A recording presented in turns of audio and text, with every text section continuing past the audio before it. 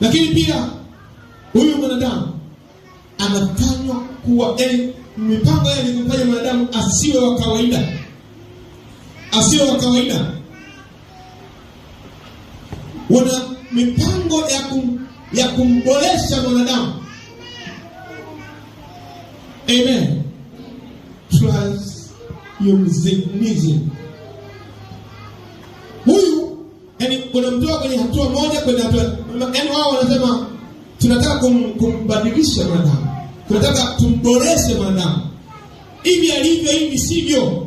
Hivi alivyo sivyo. Wewe tukasema vizuri hapo. Amen. Amen. Amen.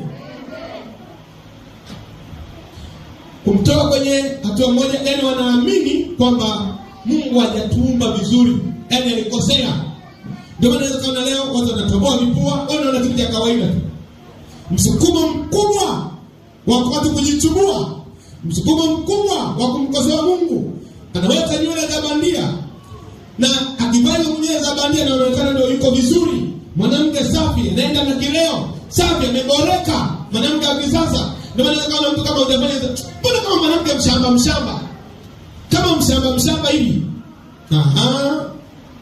Hii ni mipango ya adui ya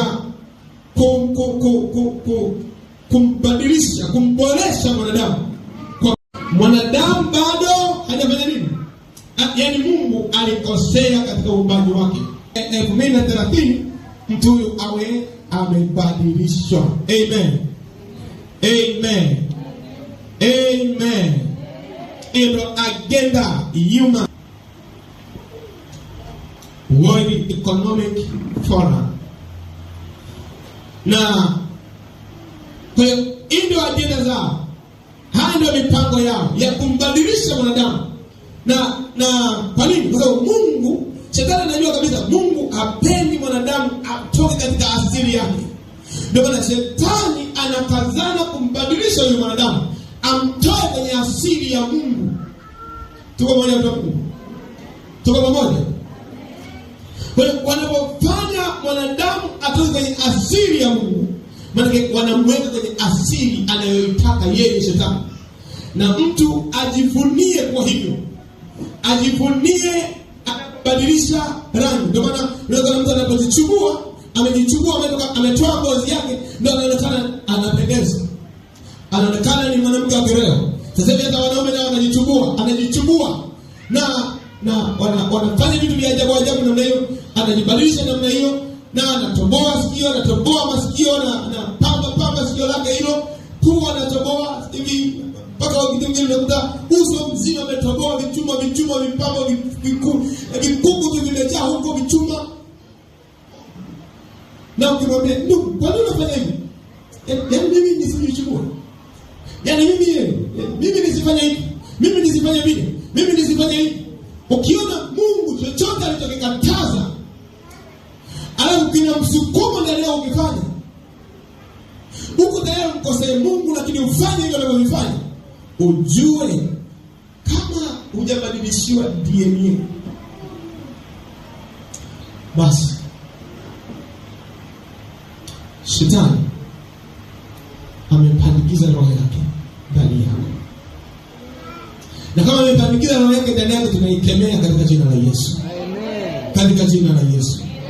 Ila kama kuna DNA zimebadilishwa, nusu mwanadamu, nusu jini, hiyo ndio imetoka, hata kuja kusikia neno. Kwa mujibu wa neno, hata kuja kusikia neno, kubadilika hawezi. Atakuwa anasikia neno linadunda, anasikia neno linadunda, sikia neno linadunda, sikia neno linagonga, linarudi na kwenda. Amen. Amen. Mpango wao ni wa kumboresha mwanadamu awe na akili za kawaida, awe na maamuzi ya kiakili sio ya kawaida, yani awe spidi.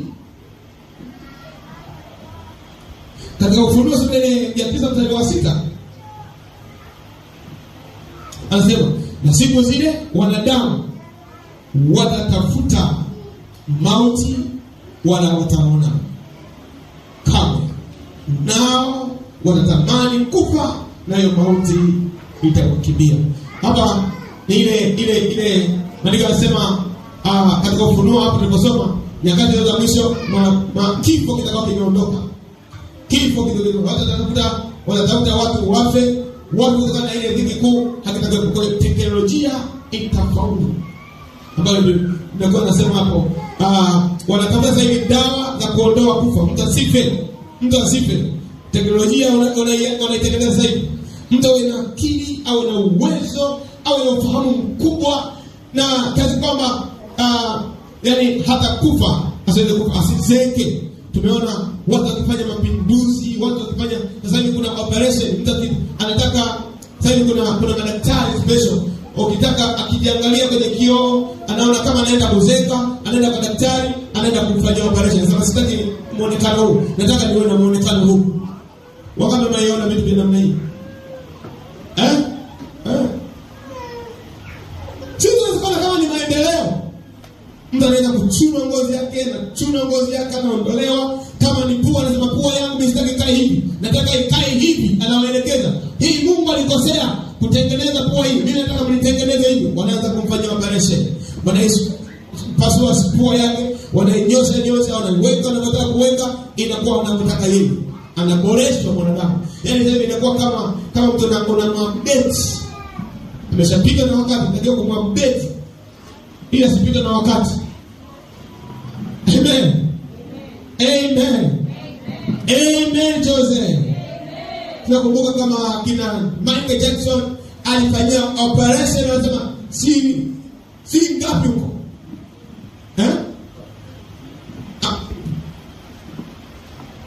Yaani tu anafanyia operation 50.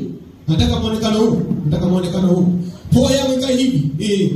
Pua yangu, sura yangu ikae hivi. Kidevu kikae hivi. Midomo ikae hivi. Mungu alikosea hapa, akasirisha Mungu. Kuna wasanii wengi. Na sasa wale wasanii wakubwa wa Hollywood wanabadilisha maumbile yao kama mchezo. Na tashangaa mengi anajipost kabisa kwamba sasa hivi muonekano wa zamani ilikuwa huu, muonekano wa sasa huu, baada ya kufanya marekebisho. Na mfanye marekebisho mingi. Kuna watu wanajichubua, lakini wengine wanaenda kujifanyia operation kabisa. Amen. Kuna watu wanajibadilisha jinsia. Mungu alikosea kulifanya mwanaume, anafanyia operation, anabadilishiwa, anaboreshwa, anataka kuwa mwanamke.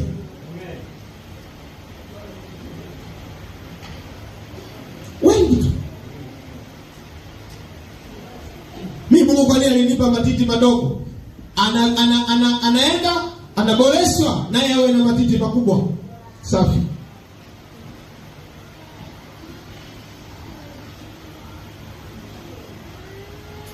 Tunapoyaona haya watu wa Mungu, tujue tupo karibu kurudi kwetu nyumbani. Amen. Unaweza kuona kama tunatumia muda mrefu, lakini kitu cha muhimu sana kwa Mungu katika nyakati hizi.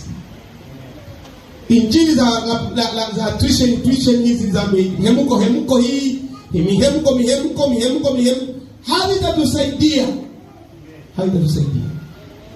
Hakuna kipindi ambacho tunahitaji kusikia neno la maarifa, ili chochote tunachokiona katika dunia hii tuwe tunakijua, tuwe tunakifahamu kwamba hiki kinakuja kwa sababu tuko majira fulani. Amen. Iko sasa hivi kipodozi kimoja kinaitwa anti-aging. Yaani hicho ukipaka kinakuondolea makunyanzi, unakuwa kijana, unakuwa unarudi kwenye ubinti, hakuna kuzeka, hakuna kuchakaa hivyo. Na hivyo vitu viko hata hapa Dar es Salaam, viko vingi tu, viko vinazuia kuzeka. Amen. Wana wa Mungu. Lakini